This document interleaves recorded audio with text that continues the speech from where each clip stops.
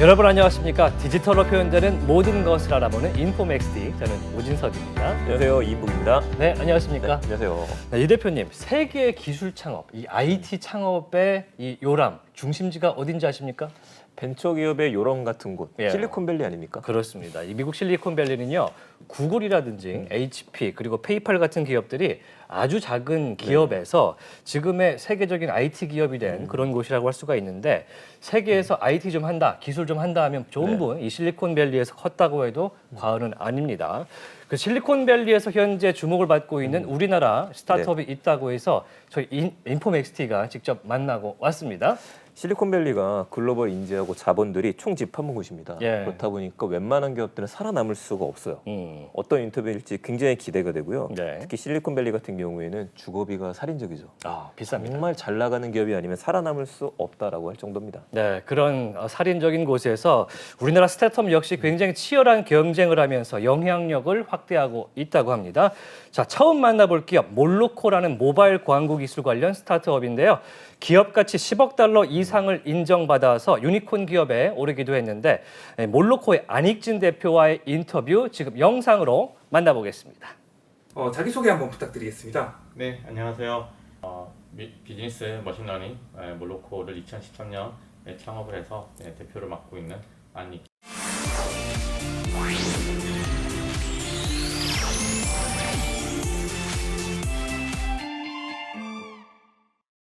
몰로코는 어떤 회사인가요? 네, 저희는 머신러닝 기술들로 다양한 모바일 기업들의 성장을 돕는 기업입니다. 그러면 이 머신러닝이라는 게 좀 어떤 것인지 좀 설명을 좀 해주실 수 있을까요? 네, 뭐 최근에 이제 챗 GPT 같은 것들이 뭐 이슈가 되면서 사실 뭐 국내에서 머신러닝에 대한 사람들의 관심도가 굉장히 높아졌죠. 그리고 사실 뭐 한국은 뭐 머신러닝에 관해서는 챗 GPT 이전에도 알파고가 어떻게 보면은 그 경기를 한국에 썼을 만큼 그렇죠. 한국에서 그 관심도 굉장히 많이 높은데 사실 머신러닝에 관한 여러 가지 투자들이나 뭐 그런 리서치 팀들은 활발한 반면에 많은 분들이 머신러닝이 얼마나 비즈니스 임팩트가 큰지는 모르시는 경우들이 꽤 많이 있습니다. 근데 뭐 사실 미국에서 지금 탑 IT 회사라고 하는 뭐 그 구글, 페이스북, 그다음에 아마존, 애플, 마이크로소프트 봤을 때 이 중에 3개 회사가 사실 대부분의 수익이 이제 광고, 특히 머신러닝에 기반한 광고에서 나오고 있습니다. 그래서 뭐 한국의 예를 들면 유튜브 광고 굉장히 익숙하시잖아요. 네. 제가 유튜브에 2008년부터 있었었는데 지금이야 뭐 당연히 많은 사람들이 유튜버를 하고 있고 유튜브에서 엄청난 수익이 나오고 있지만은 예전에는 유튜브가 이제 구글에 인수되고 직후에는 유튜브가 이게 과연 그 지속 가능할 건지 수익화가 가능할 건지 걱정했던 시절이 있었습니다. 근데 이제 그때는 이제 유튜브가 광고 수익이 굉장히 적었던 이유가 소위 말해서 브랜드 광고들 아니면 홈페이지에 이렇게 그 페이지 뷰만 활용하는 광고들을 했었었는데 사실은 이제 유튜브에서 이렇게 굉장히 다양한 컨텐츠가 있고 광고가 잘 되고 그런 이유 중에는 다양한 사람들의 기호 데이터가 되겠죠. 그래서 여러분들이 예를 들어서 뭐 무슨 그 음식 리뷰 채널을 봤다든지 아니면은 운동 채널을 봤다든지 여행 채널을 봤다든지 이렇게 할 때 사실은 거기에 각각에 맞는 이 사람한테 예를 들어 항공사 광고를 보여줄지 아니면은 무슨 뭐 프랜차이즈 광고를 보여줄지 그런 데이터가 나오는데요. 사실 사람들이 유튜브를 쓰는 기호는 엄청 다양하겠죠. 그래서 이거를 사람이 각 유저들의 기호를 맞춤형으로 디자인한다는 건 불가능하고요. 그래서 머신러닝 기술을 통해서 이 유저는 이런 광고를 보여주면 좋아하겠구나. 그리고 또 이런 컨텐츠를 보여주면 좋아하겠구나. 그런 것들을 사용자의 패턴들을 보고 분석을 해서 거기에 맞는 맞춤형 추천이라든지 맞춤형 광고하는 그 바로 근간 기술이 머신러닝 기술입니다. 그래서 저희가 이제 그런 기술들을 앞으로 이제 미래 유튜브 그리고 미래 아마존을 위해서 저희가 이제 서비스로 엔터프라이즈 서비스로 제공을 하고 있습니다. 예. 그러면 이제 관련 사업을 하게 된 계기가 있을 텐데요. 이게 좀 어떤 거가 있을까요? 네, 제가 잠깐 말씀드렸던 것처럼 이제 제가 유튜브에서 광고 수익화를 굉장히 어떻게 보면 처음으로 머신러닝을 적용을 해서 제가 하게 되었었는데 그때 얼마나 머신러닝이 어떤 플랫폼에 디지털 플랫폼들을 위해서 중요한지를 좀 깨닫는 계기가 되었었고요. 그다음에 제가 이제 그 안드로이드 팀에서 이제 데이터를 이제 다루게 되면서 굉장히 많은 기업들이 이제 그 고속 성장을 하는 걸 봤고요.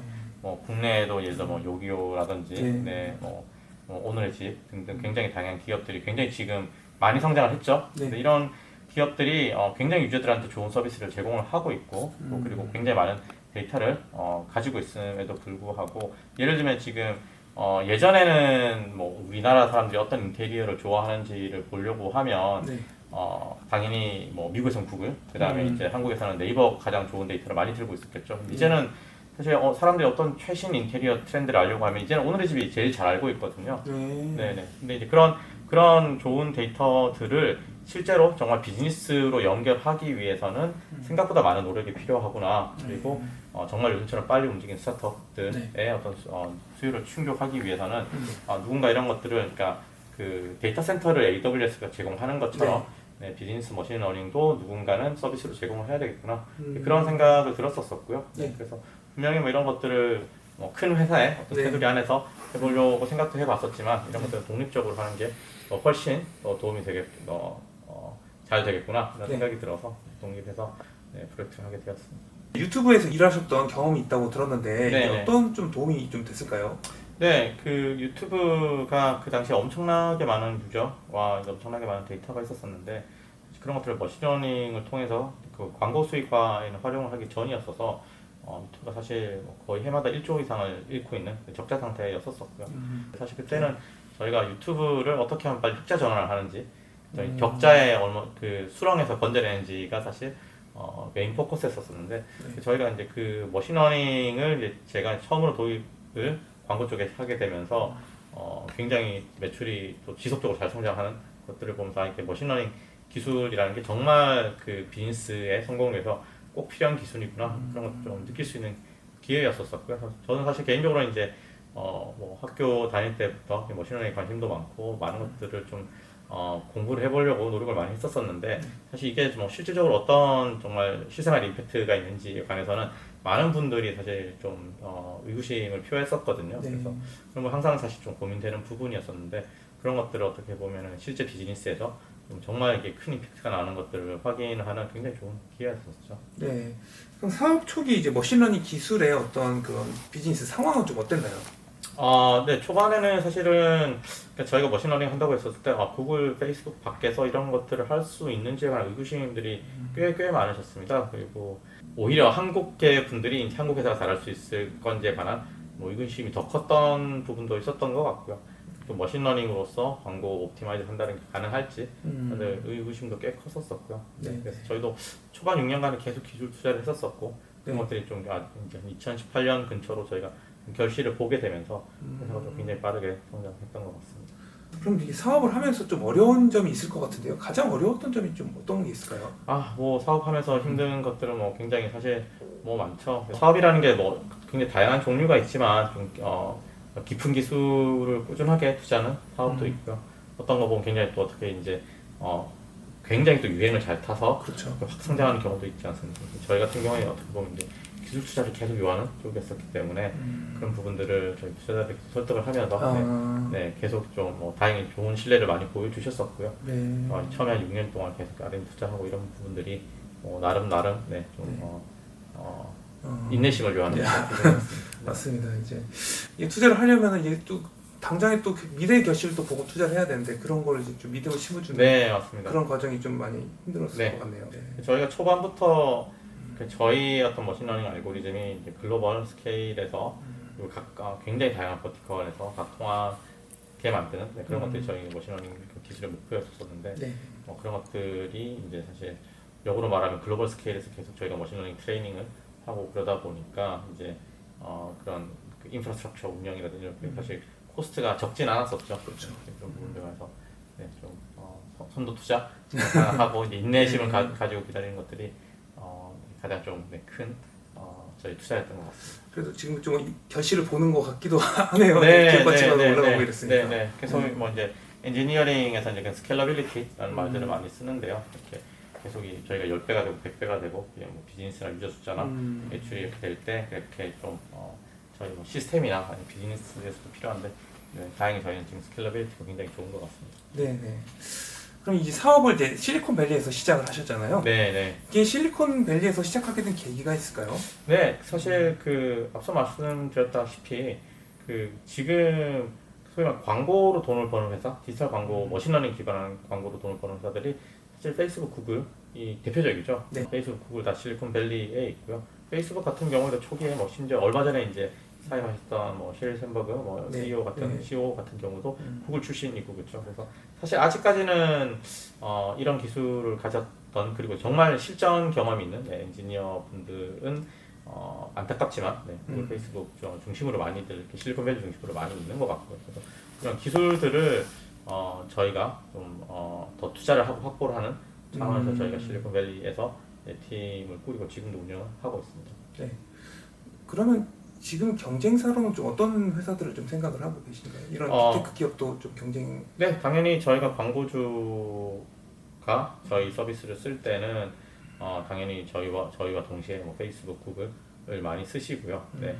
뭐 그 외에는 사실 저희가 지금은 거의 독립업체, 모바일 퍼포먼스 광고 업체로서는 거의 세계 이제 1위권에 달성을 하고 있어서 네, 정말 이제는 좀 빅테크와 경쟁이 남은 것 같고요. 네.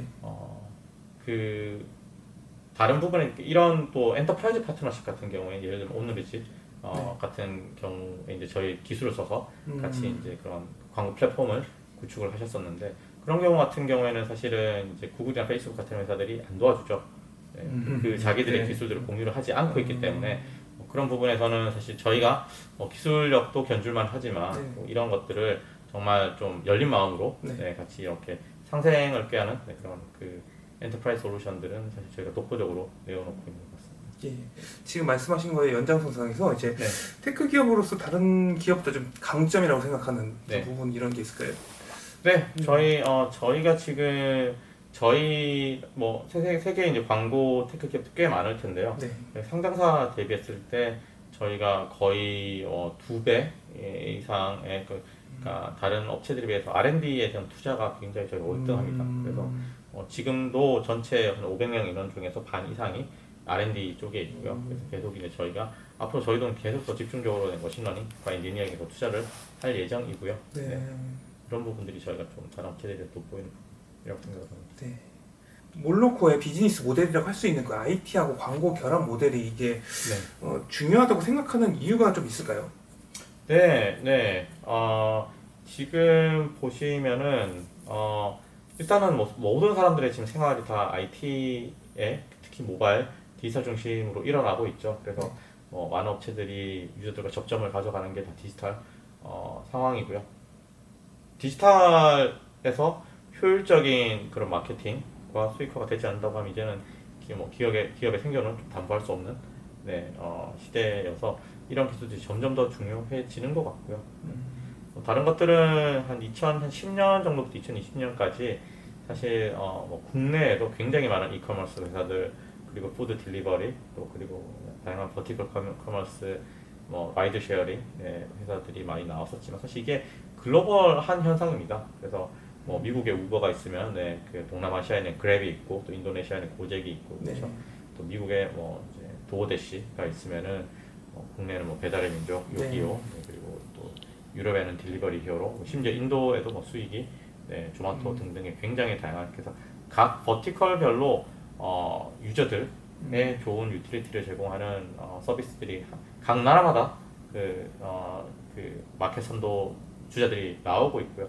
그런 것들은 이제 어떻게 보면 이제 벤처 캐피탈 생태계 그리고 또 이제 퍼블릭 클라우드로 대변되는 이제 AWS, 구글 클라우드를 통해서 이런 많은 사실 스타트업들이 성장을 하게 되었었죠. 사실 경제 분야 취재를 하시면서 굉장히 많은 스타트업들을 만나보셨을 그렇죠. 것 같아요. 네. 근데 이런 기업들 특히 올해를 보시면은 사실 이제 한동안 이제 경제가 너무 화랑이다가 올해는 이제 정말 어떻게 보면은 다시 예전에 좀 그런 근본적인 질문들로 이제 회기를 하는 돈이 되냐 이런. 그렇죠. 그런 것 같은데 사실 이런 기업들이 다 엄청난 수익을 낼 수 있는 자산을 가지고 있습니다.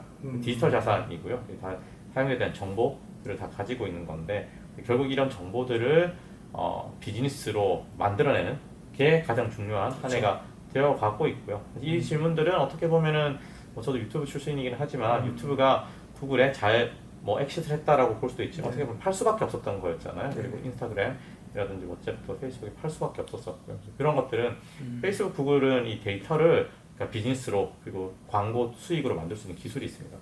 네. 나머지 기업들은 이 기술이 없는 거죠. 네, 그래서 그 기술을 그러니까 저희가 제공을 하고 있고 그런 기술에 대한 니즈는 진짜 어떤 때보다도 더 지금 좀 수요가 높은 한 해, 절실한 한 해가 되어가고 있는 것 같습니다. 예, 지금 옥석 가리기가 좀 이루어질 것 같네요. 네, 네, 네, 맞습니다. 네. 그럼 이제 기술 얘기를 좀 더 해보자면 이제 네. 광고 예측에 관련된 기술 좀 어떤 게 있을까요? 네, 그게 이제 핵심적인 부분들이 이제 머신러닝이고요. 네, 그럼 머신러닝이라고 하면은 여러 가지 이제 유저들의 어떤 시그널들, 네, 그래서 뭐 예를 들면 그러니까 저란 개인적인 개인의 유저가 이때까지 뭐 예를 들어서 어떤 상품들을 구매했고 네. 그리고 오늘의 날씨와 지금 내가 보고 있는 어떤 뉴스 사이트의 콘텐츠를 다 종합을 해볼 때 이 사람이 어떤 상품을 추천하면은 가장 반응을 할지 네, 그런 것들이 사실 이제 정말 옆에 소위 말하는 퍼스널 셔퍼가 있다고 하면 네. 그러니까 정말 추천을 해줄 거잖아요. 근데 그런 것들을 뭐 사람이 한 명씩 다 따라붙을 수 없는 거고 그렇죠. 그렇죠? 네, 네. 그래서 그런 것들을 정말 사람이 해주는 것처럼 요즘에 이제 초개인화 이런 얘기들을 많이 쓰는데 네. 네, 그런 것들을 해주는 게 이제 머신러닝 기술의 이제 핵심이고요. 네. 그래서 아마 그런 것들 경험이 있으실 거예요. 뭐 카메라 사이트를 가봤더니 네. 뭐 카메라 사이트 광고가 계속 나온다. 이게 어떻게 보면 머신러닝이 사실은 굉장히 떨어지는 경우에서 그런 것들이 보이는 거거든요. 아, 그런 건가요? 네, 그래서 예를 들어서 아마존 같은 경우에는 그러니까 카메라를 사게 되면은 그 그러니까 케이스를 광고를 하죠. 아니면 카메라를 넣을 수 있는 배낭 광고든지 심지어 아마 아마존에서 이렇게 미국에서 TV를 사셨던 분들은 TV 사고 나면 TV 인솔레이션 광고하는 걸 보실 수가 있을 거예요. 사실 그런 경우에는 사실 거의 뭐랄까 이게 추천의 경험이잖아요. 굉장히 그렇죠. 필요하고 그렇죠. 네. 그래서 제가 뭐 그런 것들이 어떻게 보면 이제 좋은 머신러닝과 아닌 머신러닝의 차이를 광고 쪽에서 보여준다라고 보여드리고 뭐 그게 단순히 유저 경험뿐만 아니라 이게 얼마나 비즈니스의 그 결과로 또 차별화가 될지는 뭐 당연히 너무 쉽게 보실 수 있겠죠. 네. 이제 미래에 접할 수 있는 이제 새로운 디지털 광고의 형태는 좀 어떤 게 있을까요? 그 광고계를 저희도 초반에 투자 받을 때도 그랬었지만은 사실 광고라고 하면은 많은 분들이 뭐 깐느 대상이라든지 뭐 그런 뭐 슈퍼볼 광고 네. 그렇죠. 그리고 뭐 정말 신기한 광고 뭐 아니면 그런 것들을 상상을 많이 하시는 것 같아요. 아니면 그냥 포맷 아니면 5개 광고냐 네. 뭐 자동차 이제 그 택시 위에 올리는 광고냐 누가 나오느냐? 누가 나오냐 아니면 그렇죠. 뭐 지하철에 뭐 누가 네. 뿌리냐 이런 포맷이나 크리에이티브에 집중을 많이 하시는 경우들이 많은데요. 제가 볼 때는 사실 뭐 요즘엔 더 극명화되고 있지만은 광고의 미래는 약간 초개인화라고 생각을 하고요. 그러니까 퍼스널라이제이션, 머신러닝을 통한 그러면서 프라이버시를 보호하면서도 사람들이 필요한 정보들을 잘 추천해주는 그게 저는 광고의 핵심이라고 보고요. 네. 뭐 약간 좀 다른 예를 들면은 이커머스의 미래가 뭐냐라고 네. 물으실 수도 있는데 사실 뭐 아마존 같은 기업들이 이커머스에 혁신을 했고 그렇죠. 근데 아마존이나 뭐 이베이나 보시면 사이트는 똑같아요. 어차피 물건을 검색하고 사는데 네. 근데 아마존이 더 좋은 물건을 추천하고 그리고 주문을 하면은 더 빨리 오잖아요. 네, 네. 이 뒤에는 사실 엄청난 머신러닝과 그리고 옵티마이제이션이 있거든요. 네네네. 그래서 그런 것들도 사실 저희는 광고에서 굉장히 필요하다라고 생각을 하고 있고요. 네. 저는 이제 쿠팡 이렇게 생각하면은 이제 빨리 온다 뭐 이렇게 네. 생각하고 있었는데 머신은 다양하게 많이 쓰이는 네, 거에서 뒤에서 엄청난 그런 옵티마이제이션들과 네. 머신러닝들이 또 쓰이고 있고 그런 것들이 사실 기업의 성패를 좌우하는 큰 부분이 될 거라고 보고 있습니다. 네네. 그럼 이제 현재 지금 에드테크라고 하는 이제 산업에서 가장 중요한 이슈가 어떤 게 있을까요? 요즘에 사실 또 저희가 잘 하고 있으면서 사실 업계에서는 머신러닝에 대한 관심도가 굉장히 많이 올라가고 있는 것 같고요. 네, 그 이외에는 사실 지금 프라이버시 관한 문제들이 이제 계속 대두가 되면서 그러니까 어떻게 하면은 우리가 유저들의 프라이버시를 잘 지키면서도 유저들한테 좋은 도움이 될 만한 광고들을 보여줄 수 있냐. 그러니까 프라이버시를 보호하는 광고 기술들이 또 지금 좀 큰 화두가 되고 있고요. 나머지는 그거랑 약간 결부되어서 지금 빅테크들에 대한 사람들의 우려가 많이 올라가게 되면서 그렇죠. 이렇게 반독점 이슈들이 네. 또 좀 대두가 되고 있는 것 같습니다. 네. 방금 프라이버시 말씀하셨는데 네. 저희가 이제 구글에 로그인을 항상 하 있는 네. 상태가 되어 있잖아요. 네, 네, 네. 그러니까 프라이버시를 지키면서 어떻게 광고를 할 수 있을까요? 이게 뭐 동선 이런 거를 그러면 그 머신러닝을 통해서 이렇게 수집해서 이렇게 광고를 제공하시는 건가요? 네, 네. 머신을 통해서 하게 되는데 사실 머신러닝 기술이 발달하면 발달할수록 유저들의 개인 사생활을 침해하는 정보는 크게 필요는 없습니다. 자, 예를 들어서 뭐 여러분이 유튜브에서 광고를 본다라고 했을 때 여러분의 그런 유저들의 뭐 이름이라든지 주소는 크게 필요하지가 않거든요. 그렇죠. 네. 유튜브에서 어떤 것들을 보고 내가 어떤 라이크 버튼을 눌렀는지가 선호가 중요하죠. 사실 선호가 더 중요하죠. 그렇죠. 근데 역으로 이제 구글, 페이스북 수준의 기술이 없는 뭐 어떤 푸시 노티피케이션, 네, 광고라든지 이런 걸 보면은 사실 제 전화번호, 그리고 제 로케이션, 제 이름들을 막 활용을 하잖아요. 네, 그렇죠. 그렇죠. 그래서 어떻게 보면은 고도화된 광고 기술, 특히 머신러닝 기반한 광고 기술이 얼마나 프라이버시를 잘 보존할 수 있는지를 보여주는 하나의 일례라고 저는 생각을 하고요. 네. 그래서 어떻게 보면 저희는 또 머신러닝 기술을 통해서 사람들이 더 어떤 그 프라이버시를 유지를 하면서도 좋은 광고 경험을 가지고 또 플랫폼들은 영속할 수 있는 그런 좋은 그 수익 기반을 마련을 하는 그런 모습들을 만들어 나가는 게 저희가 또 목표로 삼고 있는 부분입니다. 네. 그러면 이제 에드테크 산업에 대한 이제 글로벌 전망은 좀 어떻게 보시나요?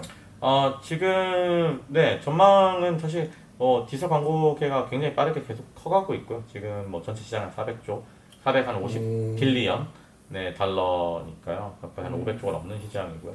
그 중에서 특히 저희가 이제 이를 포커스를 하고 있는 그런 머신러닝에 기반한 퍼포먼스 광고가 전체 시장의 3분의 2. 500조면 500조 원인 거죠? 500조 원인 거죠. 네. 네. 그리고 한 300 빌리언 달러라고 지금 보고 있고요. 그래서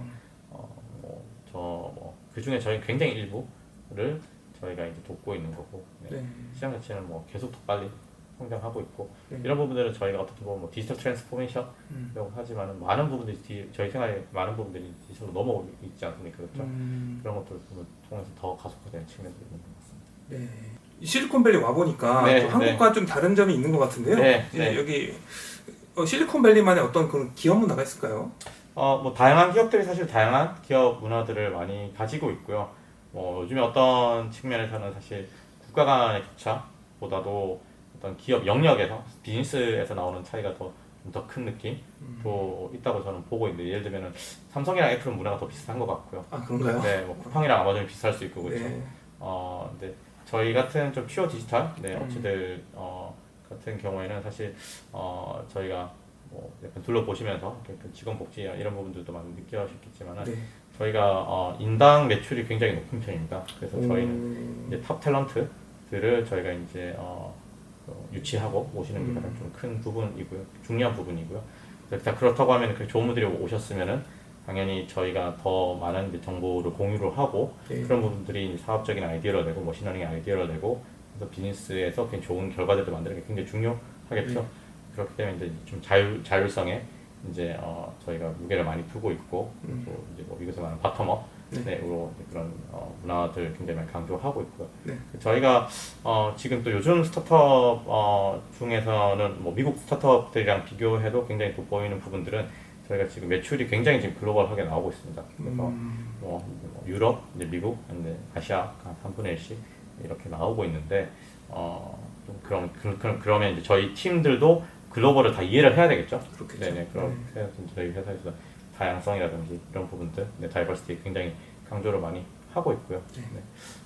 마지막으로 좀 덧붙이고자 하면은 저희가 지금 실제 한국 내에서 나오는 매출은 뭐 한 10% 정도밖에 되진 않습니다. 근데 저희는 이제 저희 한국을 또 이제 좀 에이펙의 어떤 허브 오피스로 키우고자 하는 그런 의지들이 있고 그래서 또 한국에서 보면 요즘에 글로벌로 어떤 커리어를 쌓으시려고 하시는 분들이 꽤 많으신 것 같아요. 그래서 그런 분들한테 몰로코가 나름 좋은 기회가 될 것 같습니다.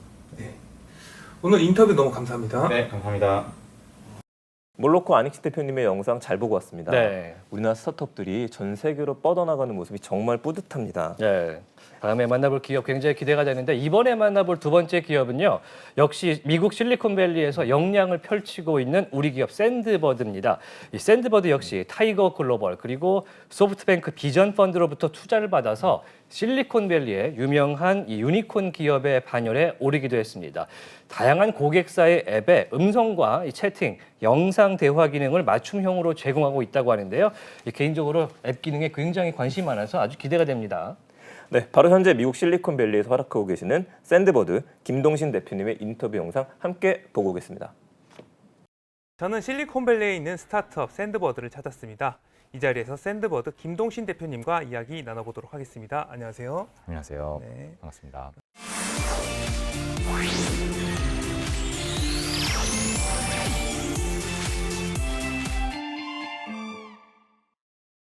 자기소개 한번 부탁드릴게요. 네, 저는 샌드버드 대표를 맡고 있는 김동신이고요. 저희 창업 자체는 이제 2014년부터 시작을 해서 현재는 저희가 전 세계에 모바일 앱의 채팅 기능, 메시징 기능을 탑재할 때 가장 선도적인 위치를 차지하고 있는 회사이고요. 그래서 월간 한 3억 명 정도가 저희 솔루션을 통해서 대화를 나누고 계십니다. 그래서 미국에서는 상장사 같은 페이팔이라든가 또 요식업체 중에서 그 음식 배달업체 중에서 가장 큰 도어대시 같은 곳들이 이제 저희 고객사로 계시고요. 한국에서도 넥슨이라든가 국민은행, 신세계 등등에서 저희를 사용해주고 계십니다. 그리고 저희가 이제 회사는 누적은 $220 밀리언 한화로는 한 2,400억, 2,600억 정도의 펀딩을 했고요. 네. 그리고 현재 기업 가치는 이제 1.55 빌리언, 그러니까 한화로 한 1조 3천억 정도의 기업 가치를 인정을 받았고요. 전 세계적으로 한 7개 국가에 현재 임직원 한 300명 정도가 이제 근무를 하고 있습니다. 네. 개인적으로는 또 블랑 캐피탈이라고 해서 벤처 캐피탈 펀드에서 얼리 스테이지에 좀 투자를 하는 펀드를 하나 또 운영을 하고 있고요. 그 외에 사적으로는 예전에 그 프로게이머를 잠깐 한 적도 있었고. 아, 프로게이머요? 예, 그 언리얼 토너먼트는 이제 한국 언리얼 1위였었고요. 게임을 하셨군요. 예, 한국 1위, 세계 3위를 했었고. 오. 그 다음에 원래는 이제 전공은 컴퓨터공학을 컴퓨터공학이시죠? 전공했습니다. 네. 네. 그러면은 좀 IPO 계획이라는 이런 건 있으신가요? IPO는 현재 시장 상황도 놓고 봤었을 때는 네. 당장 계획을 갖고 있지는 않고요. 네. 회사 상황을 보면서 적절한 시기에 네. 하면 되지 않을까 생각하고 있습니다. 네네. 그럼 사업 중에 이제 챗 API를 하게 된 계기가 좀 있으신가요? 네, 저희가 원래 처음 시작할 때는 이제 샌드버드라는 회사로 시작을 하지 않았었고요.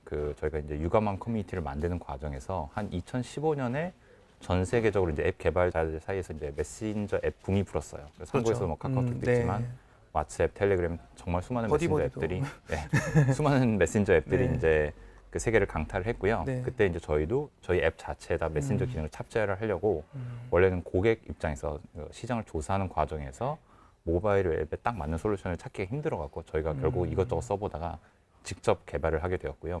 그게 이제 샌드버드니 전신이 돼서 당시 이제 다른 제 주변에 또 창업자들이 많이 있다 보니까 그런 네. 분들이 비싼 그 고충을 갖고 계시더라고요. 그래서 그런 걸 저희가 아이디어를 얻어서 해커톤이라는 걸 해서 그거를 이제 SDK, API 형태로 이제 뽑아냈고요. 네. 그거를 이제 사이드로 판매를 하기 시작했는데 거기서 이제 매출을 나오고 갚하는 성장세가 나오면서 그걸 통해서 이제 피벗이라는 걸 하게 됐죠. 그리고 그 2015년 말에 Y 컴비네이터에 지원을 해서 합격을 하면서 2016년 1월에 세계에 이제 선보이면서 그때부터 본격적으로 이 사업에 이제 매진하게 됐다고 보시면 될 것 같습니다. 네.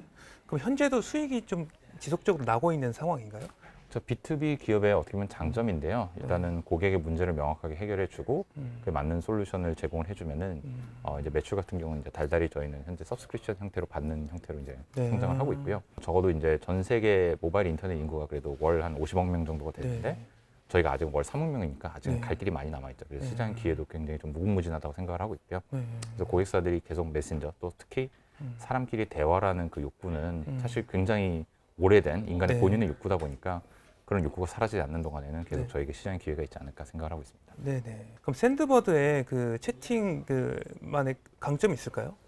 몇 가지 강점인데 일단 가장 그 중점적으로 보고 있는 건 저희가 스케일러빌리티라고 하는 확장 가능성이라고 보시면 될 것 같은데요. 그게 사업적 확장 가능성을 의미하는 단어도 쓰일 수 있지만 저희 관점에서는 기술적 확장성인데 특히 이제 저희가 한국만을 대상으로 하는 게 아니라 전 세계를 대상으로 하다 보니까 월 3억 명이 정말 수십억 건의 메시지를 이렇게 대화를 하는 상황에서 이게 또 3억 명이 아니라 아까 말씀드린 대로 30억 명이 될 수 있는 거잖아요. 그런 걸 기본 원천적으로 기술 설계부터 해서 서버 운영 노하우, 관리 노하우 그런 것들이 또 그 저희 고객사들마다 분야도 다 다르세요. 음식 네. 배달도 있지만 한국의 우한 형제도 저희 고객사이시기도 하고 그래서 음식 배달도 있겠지만 데이팅 앱도 있고 게임도 있고 네. 그래서 각자의 사용 패턴들이 다 다르거든요. 네. 그래서 그런 것들을 맞춰서 그런 서버를 운영하는 노하우 자체가 네. 저희 특강점이고요. 그 그 외에도 이제 저희가 이제 모바일이다 보니까 안드로이드도 있고 아이폰도 있고 여러 가지 다양한 기기, 다양한 OS가 있는데 네. 그런 다양한 플랫폼에 맞춰서 모든 기능들을 다양한 기능들을 굉장히 높은 수준의 퀄리티로 운영을 하고 여기저기서 대화가 됐을 때도 그게 서로 다 호환이 돼야 되잖아요. 그래서 네. 아이폰에서 대화를 했는데 안드로이드 기기에서 보여야 되고 또 네, 웹에서도 그렇죠. 보여야 되니까 네. 그런 걸 이제 크로스 플랫폼이라고 그 개발이라고 하는데 그런 것들에 대해서도 기술적 우위를 상당히 좀 많이 갖고 있고요. 네. 네. 그리고 뭐 고객 친화적이라는 문화를 갖고 있다는 점에서도 음. 좀 그런 게 차별화 포인트가 아닌가 싶습니다. 네. 그럼 주로 사업에서는 뭐 다양한 분야 사업을 하고 계시겠지만 그럼 그 채팅 서비스가 어느 산업에 주로 좀 많이 이용이 되고 있나요, 현재? 저희가 이거를 이제 호리존탈하다고 하는데 저희가 굉장히 좀 다양한 산업에 두루두루 쓰이세요. 그래서 전통적으로는 소셜이랑 온라인 커뮤니티 저희가 원래 개발하던 네. 자체도 그렇고 그렇죠? 세계적에서 가장 큰 온라인 커뮤니티인 레딧도 저희 거를 통해서 채팅을 하고 계시고요. 음. 그 외에도 이제 아까 온디맨드라고 하는 음식 배달이라든가 라이드 헬링 해서 현재 세계에서 제일 큰 음식 배달 업체들도 저희 걸 쓰고 계시고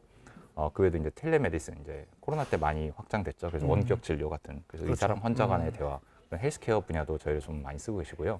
그래도 뭐 게이밍도 있고 예, 그 뭐 마켓플레이스라고 하죠. 판매자랑 구매자 사이의 대화 그런 것들도 저희를 많이 쓰고 계시는데 그 매출 분포로 보면 상당히 이게 굉장히 넓게 퍼져 있어요. 그래서 한 곳에서 뭐 완전히 여기만 집중한다고 하기보다도 정말 다양한 사람들이 그래서 아까 말씀드린 것처럼 결국 사람들 간의 대화라는 그 근본적인 욕구는 산업을 불문하고 다 존재를 하기 때문에 네. 그러면서 저희가 이제 회사가 어떻게 보면 좀 상당히 매출 분포가 골고루 아, 넓게 골고루. 퍼져 있죠. 네. 그러니까 사업 포트폴리오가 골고루 좀 네. 펴져 있다. 네. 그러면 이제 이런 채팅 앱을 통해서 좀 소비자한테 좀 줄 수 있는 가치가 좀 어떤 게 있을까요?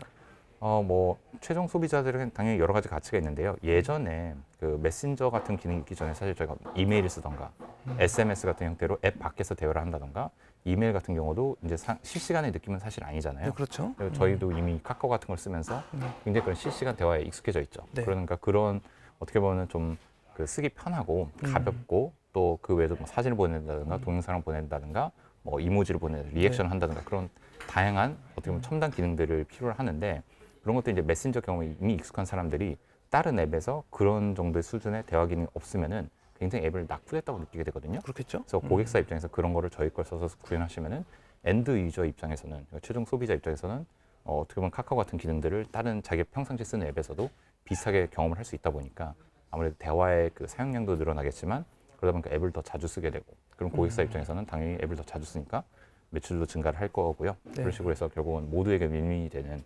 솔루션이라고 생각합니다. 네. 그럼 이제 개인들도 이런 장점을, 그러니까 이런 앱을 사용함으로써 좀 이득을 볼 수 있을 것 같은데 기업들도 좀 구체적으로 좀 어떤 이득을 볼 수 있을까요? 몇 가지가 있을 텐데요. 일단은 고투마켓이라고 하죠. 이런 채팅 기능을 어떻게 보면 직접 다 개발을 하고 말하자면 페이스북이 뭐 왓츠앱이나 이런 메신저를 운영하고 있는데 네. 저희가 페이스북만큼 개발자들 많이 뽑아서 메신저를 높은 수준으로 직접 구현하시기 힘들잖아요. 네. 근데 저희 같은 경우는 이미 개발하신 분이 150명이 넘는 분들이 네. 메신저 개발만 집중하고 계시거든요. 웬만한 스타트업의 규모를 넘는 수준의 사람들이 온전히 메신저 기능만 개발에 집중하고 있다 보니까 네. 저희 거를 갖다 쓰시는 게 아무래도 퀄리티 면에서나 더 빠른 속도로 시장에 본인의 이제 메신저 기능을 탑재해서 출시할 수 있게 되고요. 그 외에도 이제 그 출시가 끝나는 게 아니라 계속 유지 보수를 해야 되잖아요. 카카오도 새로운 기능이 나오면은 네. 유저들이 또 그런 기능이 있기를 바라거든요. 네. 네. 그러니까 그런 것들을 계속 유지 보수를 저희가 대신 해주고 있다 보니까 고객사들 입장에서는 간단하게 신규 버전 업데이트만 해줘도 그런 기능들이 생겨나게 되는 거고요. 네. 그래서 어떻게 보면은 그런 에코시스템이라는 생태계 안에서 저희가 하나의 어떻게 보면 좋은 자동차를 지금 부품 업체가 돼서 그런 부품을 갖다 쓰기만 해도 네. 안정적이고 굉장히 기능이 풍부한 메신저 기능을 쓸 수 있기 때문에 그걸 직접 개발하는 것보다도 유지 보수 더 편하게 되고요. 그래서 고객사들 입장에서도 그런 밸류가 있겠죠. 네. 제가 궁금한 거는 이제 뭐 워낙 경쟁사들이 많잖아요. 그래서 좀 생각하고 계시는 경쟁사랑 좀 어디가 있고 좀 경쟁사와 비교했을 때 좀 차별화되는 점은 어떤 게 있을까요? 네, 저희가 사실 시장에 최초로 진출한 회사도 전혀 아니었어요. 네, 저희도 그렇죠. 훨씬 더 펀딩도 적은 상태에서 그래서 한국에서 출발해서 미국으로 온 케이스다 보니까 당시에 이미 시장에서 더 펀딩을 잘 받은 경쟁사들도 네. 많이 있었고요. 근데 결국 아까 처음에 소개를 드렸지만 저희 회사의 첫 번째 그 고객 그 기업 가치가 엔드레스 테네시티 포 커스터머라고 해서 고객을 향한 끝없는 집요함인데 네. 그런 고객을 향한 정말 집요한 마음으로 또 한국이 워낙 서비스 정신이 강한 나라다 보니까 그게 응대를 잘해주고 또 고객이 필요한 기능들을 빨리빨리 만들어 드리다 보니까 어느 순간 정신을 차리고 보니까 저희가 시장을 선도를 하고 있더라고요. 그래서 결국 아까 말씀드린 그런 안정적인 스케일러빌리티, 근데 스케일러빌리티가 기술적 안정성도 있겠지만 또 그 보안이라든가 여러 가지 운영상의 안정성도 필요하다 보니까 그렇죠. 그런 것들, 또 기능의 풍부함과 여러 가지 크로스 플랫폼을 제공하는 거, 그리고 고객 서비스를 잘해주는 것들, 그런 것들이 결국 종합적으로 그 기업들 입장에서는 저희가 차별화된 솔루션이라고 인지를 하시는 것 같고요. 네. 저희 여전히도 제일 큰 경쟁사라고 할 수 있는 거는 내부에서 그냥 뭐든지 직접 만들고 싶어하는 개발팀을 가진 회사, 문화를 갖고 있는 회사들이 있어요. 그렇죠. 네. 우리는 밖에 거 갖다 쓰기 싫어. 무조건 직접 다 만들 거야. 저희도 그런 게 있거든요. 약간 그 방망이 깎는 노인의 심정으로 하시는 분들이 있는데 네. 사실 보면은 말이 안 되는 게 이렇게 방송을 하실 때도 카메라를 직접 다 만든다고 생각을 해보세요. 삼각대 직접 만드시고 의자도 직접 만들어서 네. 자사의 의자를 갖고 와서 방송을 하러 다니면 정말 비효율적일 거잖아요. 그렇죠. 핵심적인 그 사람과 컨텐츠에 집중을 하실 수 있게 나머지는 외부에서 잘하는 업체를 결국 쓰게 되잖아요. 네. 산업이라는 것도 그 복잡도가 발전하면 할수록 또 규모가 커지면 커질수록 그런 전문 업체들이 생겨나기 마련이고 네. 그런 면에서 소프트웨어 산업도 지금 충분히 커지고 복잡화가 됐기 때문에 결국 그렇게 직접 모든 걸 만들고 싶어하는 것들은 사실은 회사를 빨리 성장을 시킨다든가 좋은 투자의 방향은 아니라고 생각을 하고요. 네. 그러면서 이제 저희 같은 파트너를 찾음으로써 그런 어떻게 보면 자원 운영에 많은 네네. 효율을 꾀할 수 있지 않을까 생각이 드네요. 아, 네네. 그럼 지금 이게 스타트업으로 시작을 하셨는데 스타트업을 좀 창업하게 된 계기하고요. 이제 네. 스타트업으로 좀 운영을 했을 때 좀 장점이 있을까요? 계기는 이거 너무 뭐 흑역사로 돌아가긴 하는데 사실 저도 원래 어렸을 때 이제 꿈은 과학자였는데 네. 시대의 패러다임을 놓고 보면은 인류의 그 가장 어떻게 보면 임팩트 있는 그 임팩트를 줄 수 있는 방법들이 좀 변해왔던 것 같아요. 아주 옛날이면 뭐 전쟁을 통해서 뭐 나라를 뭐 이렇게 정복을 한다든가 그렇게 해서 이제 자원을 확보하는 거였으면은 네. 그 뒤에 뭐 과학이었다가 산업혁명이 일어나면서 네. 이제 어떻게 보면 기업은 수단이잖아요. 그렇죠. 하나의 생태계고 수단인데 기업을 통해서 세상에 더 큰 변화를 빨리 효율적으로 일으킬 수 있게 된 것 같고요.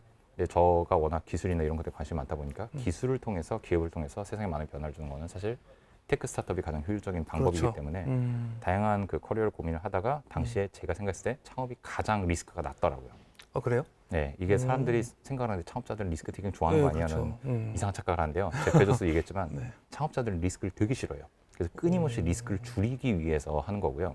생각은 펀드레이징 하는 것도 네. 리스크를 줄이는 방법이고 사람들 좋은 분들 모시는 것도 사업의 성공 확률을 높여서 리스크를 맞습니다. 줄이는 거고 영업 열심히 모든 것들이 사실은 사업의 그 밸류를 만드는 과정에서 리스크를 줄여나가는 과정이거든요. 그래서 저 같은 경우도 이제 졸업을 앞둔 시점에서 이제 3년 전부터 졸업하고 뭐 할 건가 해서 뭐 나중에 뭐 결국 기술을 제품을 만들어서 뭔가 세상에 선보이고 싶은데 그러면 뭐 이런 컨설팅 업체를 갔다가 MBA를 갔다 가냐 네, 대기업 그렇죠. 취직해서 가냐 하는데 네. 그렇게 그 길을 가신 분들을 선배님들 다 찾아서 인터뷰를 했었어요. 그러니까 그때쯤 되면은 라이프 스타일도 너무 좋아지고 뭐 결혼해서 아이도 있고 네. 그리고 뭐 사는 집도 뭐 번타고 차도 있고 하다 보니까 유지 보수가 너무 많이 들어서 그때 모든 걸 박차고 나와서 다시 뭐 정말 흑수저 같은 느낌으로 김밥에 라면 먹으면서 창업을 하는 거는 너무나도 힘들어하시는 그게 진짜 리스크인 거예요.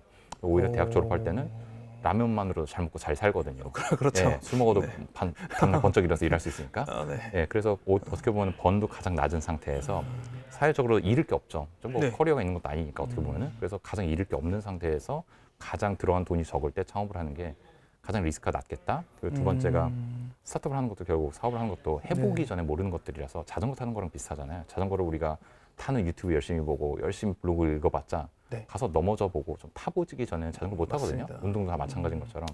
그래서 스타트업도 결국은 미리 직접 했을 때 해서 통해서 배우는 게 되게 중요한데 젊을 때는 넘어지면 뼈도 잘 붙고 하잖아요. 금방 뭐 낫거든요. 나이 들어서 넘어지면 잘 안 붙어요. 맞습니다. 삐끗하면 이제 일주일 누워 있어야 되고 네. 그래서 한 살이라도 젊을 때 네. 스타트업을 해야지 좀 덜 다치겠다는 네. 생각에 리스크를 가장 적은 선택을 해서 스타트업을 한 거고요. 그래서 두 번째 질문 답변 드리자면 그래서 좋은 게 뭐냐? 어떻게 보면 우리가 원하는 밸류를 세상에 가장 직접적으로 효율적으로 선보일 수 있다는 게 가장 좋은 것 같아요. 왜냐면 기존에 있던 큰 조직에 가게 되면은 내부적으로 뭐 정치가 있을 수도 있고 예산도 따와야 되고 막 할 게 정말 많잖아요. 뭔가를 하나를 하기 위해서 네. 메타적인 일들이 많은데 스타트업에서 한다는 건 저희가 아이디어가 있으면 좋은 팀들 빨리 꾸려가지고 네. 바로 만들어서 바로 다음날 선보일 수도 있거든요. 말하자면. 그런 면에서 우리의 그 직결감이라고 하죠. 우리가 생각하는 그러네요. 하고자 하는 일부터 아웃풋까지의 직결감이 훨씬 더 좋기 때문에 그런 면에서 이제 스타트업을 운영하는 거에 장점이 있죠. 나머지 단점도 많겠지만. 대기업 같은 경우는 자기가 어떤 아이디어가 있더라도 많이 좀 절차가 있잖아요. 스타트업에서는 이제 자기가 생각하는 걸 구현하는데 좀 더 좀 빠르게 할 수가 있겠네요. 네, 아무래도 뭐 프로세스 아예 없지 않죠. 저희 정도 이제 규모가 되면은 당연히 프로세스가 없으면 사람들이 혼선도 많아지고 중복되는 그 어떻게 보면 비율이 늘어나게 되니까 네. 프로세스가 생기겠지만 그렇다고 해서 대기업만큼 뭐 있는 건 아니죠. 그렇죠. 그래서 대기업에서 오신 분들이 제일 당황한 게 이거 하려면 뭐 프로세스가 그렇죠. 없다. 누구한테 결제 받아야 돼요? 뭐 이거 하려면 뭐 절차가 뭐냐면은 없다고 하면 굉장히 당황하세요. 근데 그거를 안 좋게 보면은 아무 프로세스가 없어서 케이오스라고 생각하시거든요. 좋게 보면은 그냥 하면 되는 거고요. 두 번째는 자기 프로세스가 필요하다고 생각하면 만들면 돼요. 근데 그거를 내가 만들어도 되고 내가 기획한 게 회사의 시스템이 된다라는 거를 생각보다 큰 회사에서 오신 분들이 처음에 굉장히 당하고 모르세요. 그러니까 불만을 쌓이다가 그걸 본인이 한번 해보고 자기가 만든 게 그냥 회사 프로세스가 되는 거 보잖아요. 그럼 그때 엄청나게 이제 신나들 하시죠. 아니 이런 게 되는 거였구나. 사실은 대기업에서 안 되는 건 아니잖아요. 근데 대기업은 어려우니까 어렵죠. 그리고 대부분 기존의 프로세스가 있으니까 네. 남이 한 거를 위에서 살다가 약간씩 개선하는 느낌이면은 여기는 약간은 노다지죠. 어떻게 보면 없다 보니까 옛날에 압구정동 땅처럼 그냥 가서 깃발 꼽으면 이게 내 땅이 되는 상황인데 그걸 꼽아도 된다는 걸 모르는 거예요. 그래서 그런 것들을 이제 깨닫게 했었을 때 스타트업에서 오는 재미가 배가 되죠. 아까 그 자전거 얘기하셨는데 이게 시행착오가 있을 거 아니에요? 이제 스타트업 운영하시면서 시행착오는 좀 어떤 게 있을까요? 시행착오가 더 많아서 예, 네. 착오가 너무 많아가지고 네. 그 누가 그런 말을 하던데 어떻게 이런 훌륭한 의사결정하게 됐습니까? 그러니까 경험에서 왔다. 네. 그럼 경험은 어디서 오냐 했더니 나쁜 의사결정에서 온다라고 하던데 스타트업은 그러니까 크고 작은 실패들이 정말 매일매일 일어나는 곳인 것 같아요. 회의를 하면서도 이렇게 하는 게 맞나 저렇게 하는 게 맞나 데이터가 없는 경우가 많고 시장의 조사 자료도 없는 경우가 너무 많다 보니까 어떻게 보면 1-20% 많으면 30% 정도의 정보를 갖고 나머지는 직관으로 채워서 의사결정을 해야 되는데 그런 것들이 굉장히 좀 불안하죠. 그러다 보니까 잘못되는 경우도 많고요. 근데 크고 작은 의사결정 그때 이제 의사결정할 때도 두 가지를 놓고 봐야 돼요. 이게 원웨이 도어냐 투웨이 도어냐라고 하는데 원웨이 도어는 나가면은 못 들어오는 문이잖아요. 네. 투웨이 도어는 나갔다 돌아올 수 있잖아요. 근데 사람들이 원웨이 도어랑 투웨이 도어를 똑같은 의사결정하는 경우가 많아요. 그러니까 조심스러운 거죠. 사실 투웨이 도어는 빨리 바꿀 수 있으면 일단 해보고 아니면 바꾸면 되거든요. 예를 들어 우리 홈페이지에 내용을 올려. 물론 대기업에서 이렇게 하면 난리 날 수 있어요. 근데 저희 같은 스타트업은 홈페이지에 딱 올렸는데 뭐 잘못됐네? 빨리 고쳐 해갖고 계속 수정할 수 있잖아요. 온라인 배너도 마찬가지고. 근데 예를 들어 뭐 회사의 로고를 만든다가 뭐 사무실 구하는 거 이런 거 좀 원웨이 도어에 가깝잖아요. 네. 그런 것들은 좀 더 신중을 기해야 될 거고요. 그러면서 투웨이 도어에서는 정말 많은 시행착오가 일어나죠. 네. 사람들이 자꾸 조심스러워서 이거는 하기 위해서 더 많은 회의를 하려고 하면 일단 해보고 데이터 트래킹 해보고 그다음에 바꾸면 된다라는 쪽으로 좀 많이 하고요. 다만 이제 저희 고객사들이 직접 나가는 것들은 좀 더 신중해야 되겠죠. 막 하면 이제 고객사들이 당황하시니까 그렇죠. 돌아올 수 없는 자기가- 길을 건널 수 장애가 나올 수도 있으니까. 있고 그래서 그런 것들에 따라서 이제 의사결정이 원웨이냐 투웨이냐를 잘 판단해야 되고요. 그래서 저희 회사 코밸류 중에서도 already on it이라는 게 있어요. 이미 했는가. 그러니까 잘 모르겠으면은 그 실리콘밸리 많더라도 저런 얘기했는데 허락을 구하지 말고 용서를 구하라는 말이 있거든요. 원래 집에서도 이제 와이프한테 가서 뭐 이거 사도 돼 하면은 사지 말라고 하잖아요. 그러니까 산 다음에 미안해 샀어라고 해야 되잖아요. 사고 싶은 거 있으면은 게임기 그런 것처럼 스타트업도 할 때 약간은 일단 해보고 가서 수습을 하는 게 좀 더 중요한 것 같아요. 투웨이 도어 디시전의 경우에. 네. 그 투웨이 도어라는 이야기를 상당히 좀 인상 깊게 들었는데요. 그 투웨이 도어를 좀 또 자세하게 좀 설명해 주시겠어요? 네, 이게 많은 분들이 투웨이 도어 의사 결정인데도 원웨이 도어로 생각하시는 경우가 되게 많으세요. 가장 대표적인 예가 이제 마케팅 캠페인 같은 것들을 뭐 디지털 채널을 살 때인데 많은 분들이 이제 직장 생활하면서 우리가 하는 거를 뭔가를 세상에 선보이고 고객 앞에다가 내다 놓는 거를 이게 돌이킬 수 없는 뭔가 선택이라고 생각하는 경우가 되게 많거든요. 그래서 사실 마케팅 캠페인이나 배너나 이런 것들은 사실은 출시한 날 바로바로 바꿀 수가 있잖아요. 네. 배너도 바꿀 수 있고 홈페이지도 바꿀 수 있고 한데 뭔가 고객들 앞에 간다는 순간에 사람들은 돌이킬 수 없다고 생각하는데 그거를 일단 멘탈을 한번 바꿔줘야 되고요. 두 번째는 실제로 고객분들이 항상 우리가 뭘 하고 있는지를 기다리고 있는 게 아니잖아요. 우리가 뭐 그렇죠. 배너나 광고를 집행한다고 해서 그걸 기다리고 있다. 샌드보드가 이렇다는데 생각하는 게 아니라 자기 인생을 살면서 바삐 살다가 네. 그러다 중간중간에 저희 광고에 노출이 되는 거기 때문에 그렇죠. 생각보다 저희가 수정을 하고 수습을 하고 이터레이션이라고 하죠. 다시 한번 반복을 할 수 있는 기회가 되게 많거든요. 네. 그래서 그런 것들에 대해서 사람들이 계속 좀 용기와 자신감을 줘서 빨리빨리 선보이고 거기서 학습을 통해서 성장해 나가는 조직으로 바꿔줘야 되는 것 같아요. 네네. 이제 기업을 하시다 보면 돈이 상당히 좀 많이 필요하시잖아요. 그 투자 유치를 할 때 좀 어려운 점이 있으실까요? 투자 유치는 정말 뭐 많은 시간을 쓸 수 있는 주제이긴 한데요. 투자 유치는 회사가 잘 되면요, 굉장히 그렇게 쉬울 수가 없고요. 회사가 힘들 때는요, 네. 그 혹이 있다고 하잖아요. 네. 그래서 회사가 커지면 커질수록 혹이라는 게 생기거든요, 여기저기서. 그런 혹 하나하나가 이제 어떻게 보면 투자의 리스크를 증가시키는 게 되기 때문에 네네. 그걸 얼만큼 다른 데이터로 보완한다든가 우리만 유익한 인사이트로 보완한다든가 스토리텔링으로 보완을 해줘야 되는데 그런 혹들이 늘어날수록 힘들죠. 근데 초기 기업들 같은 경우는 애당초 성과가 아예 없는 경우가 너무 많다 보니까 그렇죠. 그땐 장밋빛 그림만으로 투자를 받아야 되잖아요. 그때는 정말 투자받기 훨씬 더 어렵죠. 그래서 사실 제가 늘 얘기하는 게 투자를 받을 수 있는 타이밍이 딱 두 번 있거든요. 네. 아예 아무것도 나오기 전에 장밋빛 비전으로 펀드레이징 하던가 뭐가 나온 다음에 성과가 나올 텐데 대부분의 스타트업들이 그 중간에 펀드레이징 해요. 그러니까 뭔가 나오긴 나왔는데 성과가 나오기 전 단계. 그때 제일 힘들잖아요. 그렇죠. 소위 말하는 프로덕트 마켓핏을 찾기 전인데 그때 펀드레이징 하면 투자자들 입장에서 기다렸다 성과 보고 투자해야지 하게 되니까 그렇죠. 장밋빛만으로 하기에는 뭐가 있으니까 실체가 있잖아요. 그러면 이제 그 희망만으로 이제 투자를 안 하거든요. 그래서 그때 스타트업들이 가장 그 데스밸리를 못 넘고 그렇죠. 문을 닫게 되죠. 그럼 지금까지 그 샌드버드가 성공적으로 투자 유치를 한 사례가 좀 있을까요? 저희가 뭐 처음에 시리즈 A는 처참하게 실패를 했었어요. 처음 나갔었을 때는 2017년 그때 이제 1월부터 나갔었는데 그때는 30군데 만나서 29군데가 노를 하고 한 군데도 굉장히 안 좋은 텀시를 줘서 저희가 도저히 받을 수 없는 독배였죠. 그래서 저희가 결국 그건 안 하고 기존 투자자들한테 가서 좀만 도와달라고 해서 브릿지를 했었고요, 내부적으로. 그래서 이제 2017년 10월에 다시 나갔는데 그때는 준비를 좀 많이 했었는데 그때는 되게 잘 됐었어요. 그래서 2주 만에 텀시 3개가 오고 더 많은 텀시 이제 오고 있는 상태에서 저희가 이제 앞에 사인하고 바로 그 투자를 진행을 했었고 시리즈 B도 한 2주 만에 텀시즈 오기 시작했었어요. 그래서 시리즈 B 같은 경우 저희가 처음에 52밀리언, 그러니까 한화로 하면 한 600억 정도죠. 네. 그걸 레이즈 한다고 해서 나갔는데 처음에는 300억 레이즈하러 갔다가 600억이 됐어요. 그것도 굉장히 빨리 레이즈가 됐었고 그 라운드를 클로즈하고 언론에 발표를 하자마자 헤지펀드들이 쫙 연락이 오더라고요. 근데 그 중에 한 군데가 이제 지금은 굉장히 유명해졌고 한데 타이거 글로벌이라고 해서 이 동네 유니콘에 제일 많이 투자를 한 회사인데 거기서 연락 와서 한번 만나자 해서 처음 인사로 온 줄 알았는데 바로 만난 10분 만에 한 400억 정도 더 받을 용이 있냐. 그래서 아니 지금 만났는데 바로 이거 돈을 뭐지? 태우겠다. 예, 엄마가 모르는 사람 따라가지 말랬는데 예, 그랬는데 그래서 이제 미팅을 잘하고 그냥 가시라고 했는데 다음날 연락 또 오더니 생각해봤냐고. 그래서 거절을 하기 위해서 400억 아니고 500억 주고 조건도 제가 더 올리고 뭐 절차 다 생략하고 하여튼 투자를 하지 마세요라는 의미로 정중하게 거절하기 위해서 여러 가지 까다롭게 했는데 그렇게 하겠다고 해서 일주일 뒤에 500억이 더 들어왔어요. 그래서 감사합니다. 제가 인생에서 가장 좋아하는 투자가 되었죠. 그 뒤로 한 번 보고 말았는데 그 뒤로 이제 시리즈 C도 한 3주 정도 걸려서 펀드레이징해서 그때도 한 1,000억 정도 펀드레이징 했고요. 뭐 하나로 1,200억 되겠죠. 환율 때문에.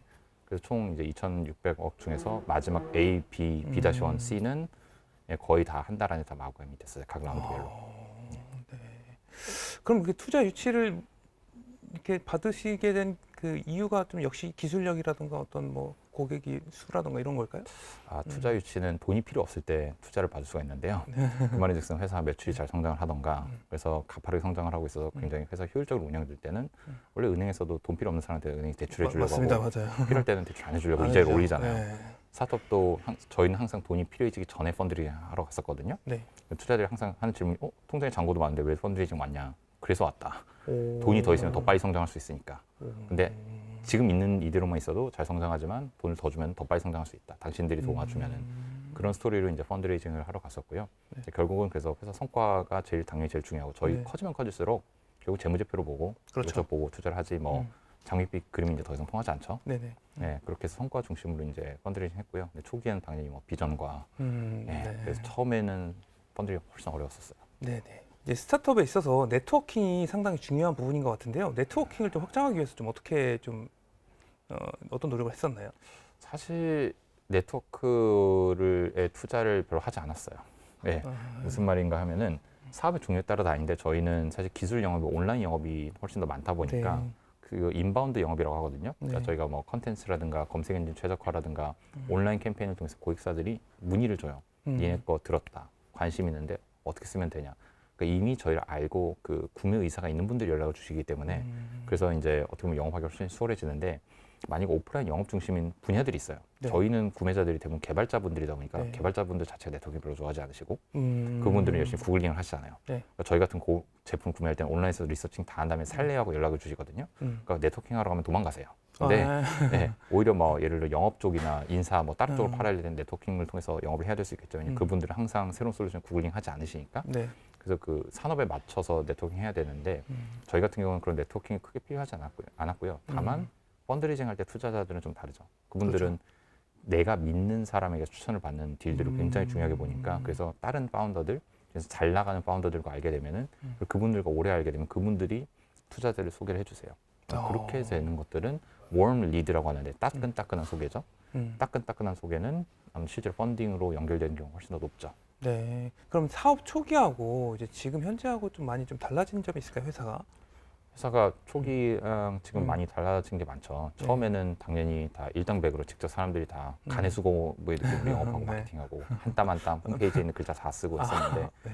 지금은 그걸 하기 위해서 이제 레이어라고 하잖아요. 네. 팀들이 생기고 그 팀에 이제 팀을 매니징하는 또 팀들이 생기고 할 아, 정도로 이제 레이어들이 그렇죠. 생기니까 그러면서 이제 직접적으로 음. 일을 한다라기보다는 사람들 인플루언스를 통해서 레이어를 통해서 일을 하는 것들이 늘어나고요. 음. 이 과정이 사실은 많은 분들이 생각보다 재미없어 하세요. 왜냐하면 직접 하면서 직결감이 있는 상태에서 네.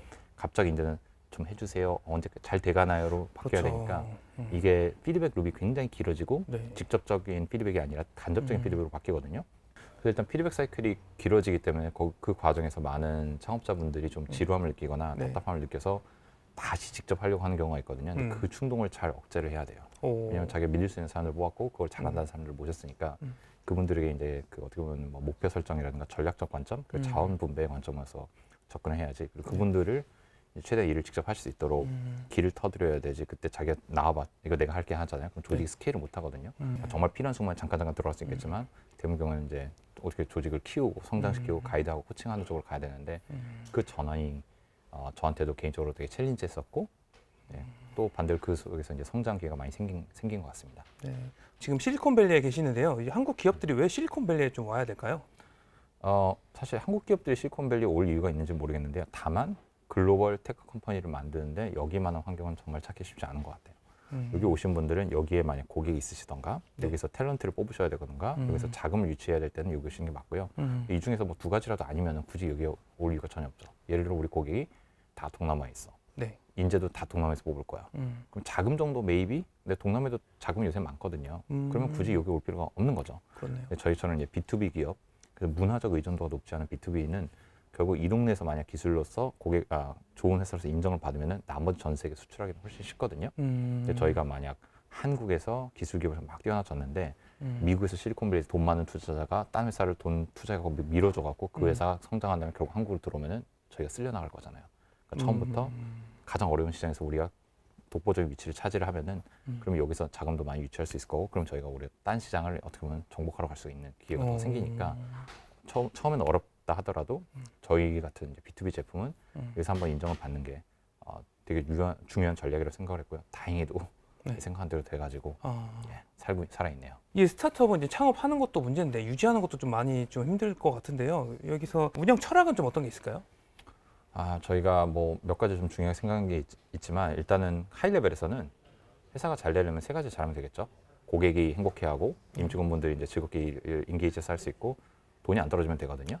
네, 그게 세 가지가 되면 이제 회사는 돌아가게 되는데 이게 항상 상충되는 경우들이 있어요. 당연히 고객한테 더 싸게 드리면 디스카운트 팍팍 해드리면 고객 좋아하실 것 같지만 그렇죠. 그 회사 현금엔 당연히 안 좋을 거고 네. 임직원분들한테 돈 퍼드리고 공인생 해드리면 좋을 것 같지만 그럼 결국은 원래는 10명 뽑아서 할 거를 예를 들어 5명밖에 못 뽑는다. 그럼 이 사람들 사실 할 일이 더 많아지는 거잖아요. 맞아요. 그럼 더 힘들어지거든요.